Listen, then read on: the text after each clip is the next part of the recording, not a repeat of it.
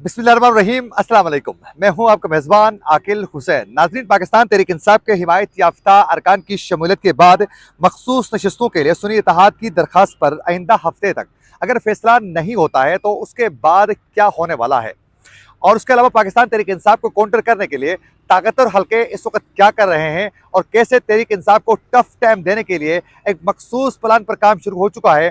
एक तो इसकी तफसीलात आपके सामने रखेंगे। उसके साथ साथ आज पाकिस्तान तहरीक इंसाफ के एक अहम रहनुमा की जानिब से एक बहुत बड़ा दावा सामने आ चुका है। उनका कहना है कि अगला जो वजीर आजम पाकिस्तान होगा वो इमरान खान होंगे। तो क्या यह मुमकिन है कि इमरान खान अगले वजीर आजम हो सकते हैं?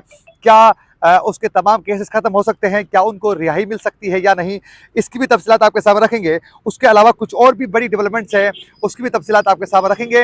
अगर आप लोगों ने अभी तक हमारे चैनल को सब्सक्राइब नहीं किया है तो हमारे चैनल को ज़रूर सब्सक्राइब करें और बेल आइकन क्लिक करना न भूलिए, ताकि इस तरह की अपडेट्स जो हम आप तक पहुँचाना चाहते हैं वो बर वक्त आप तक पहुँच सके। अगर आप लोग हमारे चैनल को सब्सक्राइब करके बेल आइकन क्लिक करते हैं, हमारे वीडियो को लाइक करते हैं, तो उससे यकीनन हमारी हौसला अफजाई होगी और हम मज़ीद रिसर्च करके अच्छे प्रोग्राम्स बर वक्त आप तक पहुँचाने की पूरी कोशिश करेंगे। तो अभी और इसी वक्त हमारे चैनल को सब्सक्राइब करके हमारे इस वीडियो को लाइक लाजमी आप लोगों ने करना है और फेसबुक पेज को भी ज़रूर फॉलो कीजिएगा।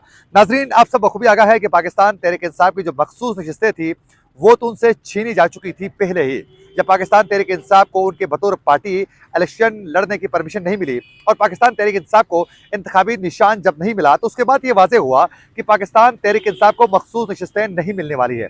ये बाकायदा ताकतवर हलकों की जानिब से एक बहुत बड़ा एक बाउंसर खेला जा चुका था, लेकिन उसके बाद आप लोगों ने देखा कि पाकिस्तान तहरीक इंसाफ ने उसका भी तोड़ निकाल दिया है, क्योंकि ये आइन का हिस्सा है कि कोई भी सियासी जमात बगैर अपने इंतखाबी निशान या फिर जमात के अलावा अगर इलेक्शन में हिस्सा लेती है तो मखसूस नशस्तें उनकी नहीं होती है।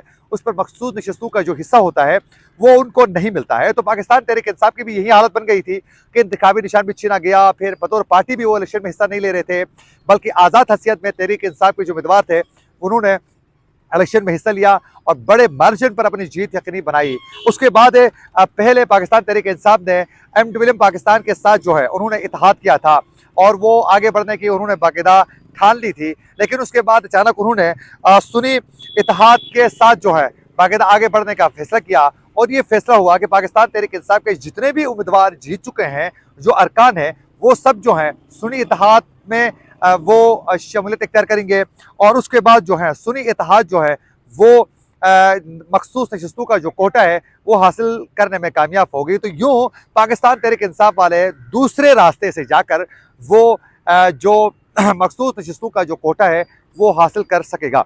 लेकिन हमने देखा कि उसके बाद जो है सुन्नी इत्तेहाद ने बाकायदा मखसूस नशस्तों के लिए उन्होंने दरख्वास्त दायर की थी। उस हवाले से आज एक ज़राए से बड़ी खबर मौसूल हो चुकी है और नाज़रीन, अगर ये एक हफ्ते के अंदर अंदर सुन्नी इत्तेहाद को ये मखसूस नशस्तों का फैसला नहीं आता है उनके हक में या फैसला नहीं आता है तो उसके बाद नशस्तें जो हैं वो बाकी पार्टियों में बांट दी जाएंगी। ये फैसला बाकायदा हो चुका है।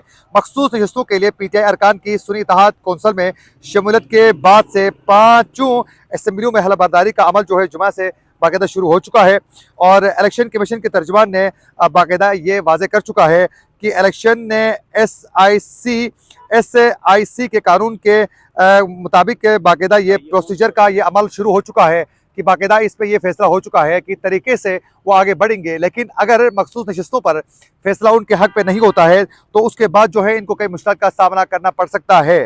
नाज़रीन, बिलफर्ज इलेक्शन दरख्वास्त मान लेता है तो उससे सुन्नी इत्तेहाद कौंसल की जो दरख्वास्त है वो 5 असम्बलियों में उनकी जो तादाद है वो बढ़ाई जाएगी और कौमी असम्बली और तीनों दीगर सूबाई असम्बलियों में इसकी अक़लियती सीटें जो है वो तब्दील नहीं हो सकती हैं। लेकिन अब देखना यह है कि पाकिस्तान तहरीक इंसाफ को ये वाला जो उनकी जो गेम प्लान है उस पर ये कामयाब हो सकते हैं या नहीं, ये आने वाले दिनों में ही पता चलेगा। नाज़रीन, आज पाकिस्तान तहरीक इंसाफ के रहनुमा फैसल जावेद ने यह कहा है कि इमरान खान और उनकी अहलिया के तमाम केसेस खत्म हो जाएंगे, उसके बाद इमरान खान जो हैं वो अगले वज़ीर आज़म होंगे। या आज उनकी जानिब से ये एक दावा सामने आ चुका है, लेकिन इसकी हकीकत ये है कि देखें अभी तक पाकिस्तान तहरीक इंसाफ के जो चेयरमैन जो बानी है इमरान खान के खिलाफ जितने केसेस हैं वो ख़त्म तो अभी तक नहीं हो सकते हैं। इसके लिए बड़ा वक्त लग सकता है। आने वाले दिनों में काफ़ी टाइम के बाद जो है उनको किसी न किसी तरीके से रिलीफ मिल जाएगी, लेकिन फिलहाल कोई चांस नहीं है। ये आने वाले दिनों में पता चलेगा कि कैसे ये रिलीफ मिलती है या नहीं।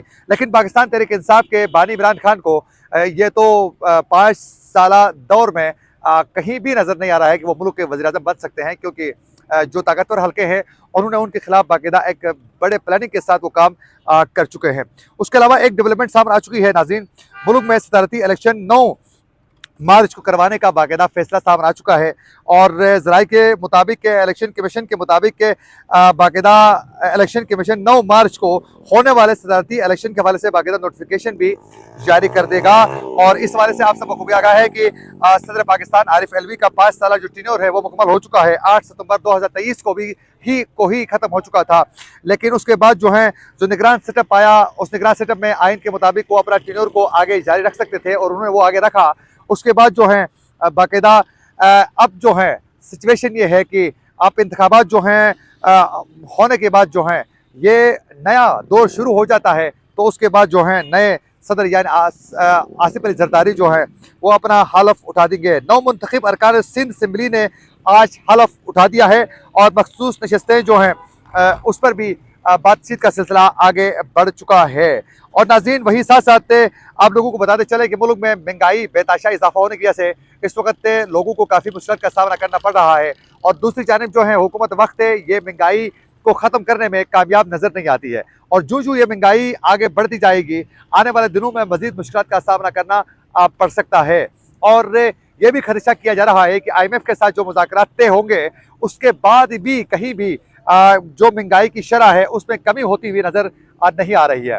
और बिलखुसूस ये बताया जा रहा है कि IMF की जानिब से मज़ीद सख्त शराइत के साथ जो हैं वो आगे बढ़ाना चाहते हैं ताकि उनको जो शराइत हैं वो भी पूरी हो सकें और पाकिस्तान जो है वो अगला किस्त जो है वो पाकिस्तान को मिल भी सकें। तो बाकायदा एक प्लान के साथ आगे बढ़ रहे हैं और पाकिस्तान जो है आने वाले दिनों में भी 5 साल से 10 साल मज़ीद इन मुश्किल का सामना कर सकता है।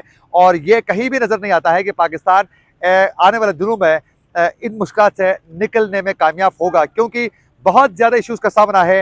महंगाई है, IMF के साथ मुज़ाकरात का मामला है। लेकिन इमरान खान ने भी एक खत लिखने का फैसला किया था IMF को कि वो एक खत लिखेंगे। उसके बाद जो है इस हुकूमत जो बाकायदा एक उनके बकौल धांधली के ज़रिए इक़्तिदार में लाने की कोशिश की जा रही है, इसको बाकायदा ख़त्म करवाने की हर मुमकिन कोशिश की जाएगी। लेकिन वो उस पर कामयाब होते हुए नज़र नहीं आ रहे हैं, क्योंकि कल भी IMF की जानिब से ये वाज़ेह किया जा चुका है कि हम किसी सूरत जो है इस पर हम कान नहीं धरेंगे, बल्कि जो हुकूमत बनेगी उसके साथ काम करने के लिए, नई जो हुकूमत है इसके साथ काम करने के लिए IMF ने बाकायदा उम्मीद का इजहार किया है और वो ये चाहती है कि हम इसके साथ काम आगे जारी रख सकते हैं। बाकायदा IMF की जानिब से दो टोक अंदाज में ये वाज़ेह किया जा चुका है। लेकिन जो शराइत होंगे वो सख्त हो सकते हैं, जो आने वाले दिनों में कई मुश्किल का सामना करना पड़ सकता है पाकिस्तान को। इसी के साथ अपने मेज़बान आकिल हुसैन को दीजिए इजाज़त।